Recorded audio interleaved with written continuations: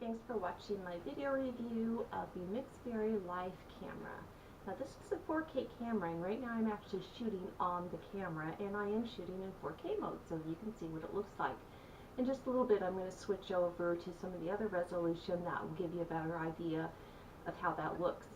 Now as you can see, this does shoot at a wide angle. It's 170 degrees, so you're getting a lot of my surrounding area with this.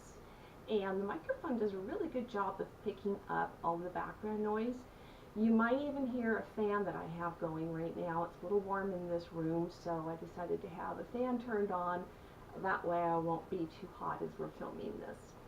Now, this is an awesome camera. I have actually owned quite a few of these, and I've even owned a GoPro. And I love these because they are, to me, just as good as a GoPro, if not better. Price-wise, I love the price. You can buy multiple cameras like this compared to a GoPro.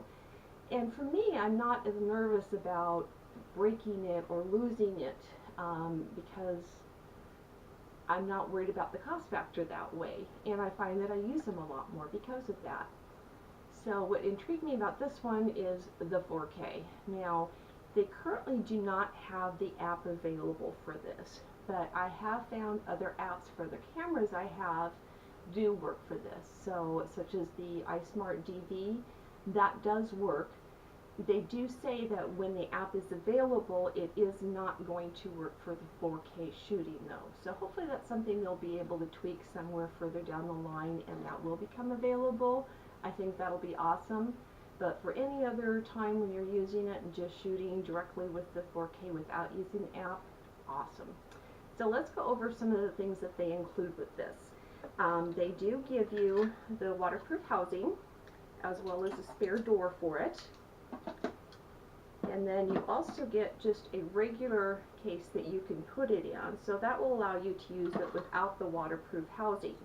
I have a spare one of these that I'm actually using right now, and that's allowed me to mount that on my tripod. And then you can also mount it with any of the other accessories that come with this without having to have it in the waterproof housing. Now, the waterproof housing is great because it does protect it from any debris. So if you're, like, for example, riding your bike and you're worried about having rocks or anything kick up that might hit the camera lens, by all means go ahead and use this. If you're not, go ahead and just feel free to use this. It's a lot less bulky and easier to access all the buttons, and also, such as right now, I can have the power supply plugged right into it, so I don't have to worry about draining down the battery as well. Speaking of the power supply, they do give you a universal one, so this will work in all the countries, not just the US, and of course you get your USB plug-in for that.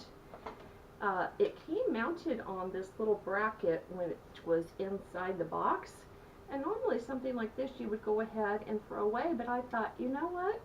If you don't own a tripod, this would be something great that you could hold on to. It had this little device screwed into it, and you would just set this right on a tabletop or whatever surface that you would want to shoot from, and you could use this as well. So I'm going to hold on to that. I think that's pretty cool as well. You also have the handlebar mount, which is great. And then you have a couple of these. It comes with multiple straps as well, so you can strap it onto a wrist, an ankle, whatever you want to strap it onto. These then hook onto the straps, and then you can slide any of the other accessories right into that. So you have multiple ones that will clip onto things. These are the ones that would like screw into, say, some sort of a camera mounting.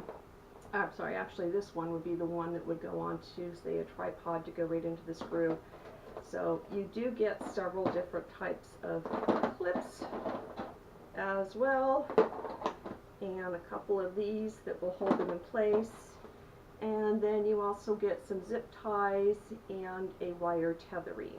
So they do give you plenty of accessories to get started. Okay, let's take a look at some of the features on the camera itself. On the top you have the shutter/select button, and then on the front you have the power/mode button. Then on the side you have the up button as well as the down/Wi-Fi button. On the other side we have the charging port, the mini HDMI port and then also the slot for the memory card. You will need to get your own memory card and an HDMI cord if you would like one of those. And then the very bottom has the battery compartment, so you can purchase additional batteries if you'd like. Then on the actual LED screen, you've got the indicator for video, camera, and then also you've got the continual shooting mode as well as doing a time lapse. And then you also have the battery indicator in the bottom left hand corner. Now when you go into the settings, these are some of the different settings that you'll see. If you're in the video resolution, this will show you the different resolutions that you can choose from. And again, more settings such as the upside down, screensavers, resetting. And this is 2 videos that I shot. The one on the left was shot in 4K and the one on the right was in the 1080p. So if you can see a difference in that, that's the difference between the two. Then I also took several shots. Obviously you can't take photos. Oh, and that's my little dog Izzy. But you cannot take any photos in 4K. And here's Izzy again. But I did take those in with the 12 megapixel. That's what the camera is. And these are just some flowers that I had in my yard. So I'm very pleased with this camera. I've had a lot of fun with it and I can't wait to use it some more. So thanks so much for watching.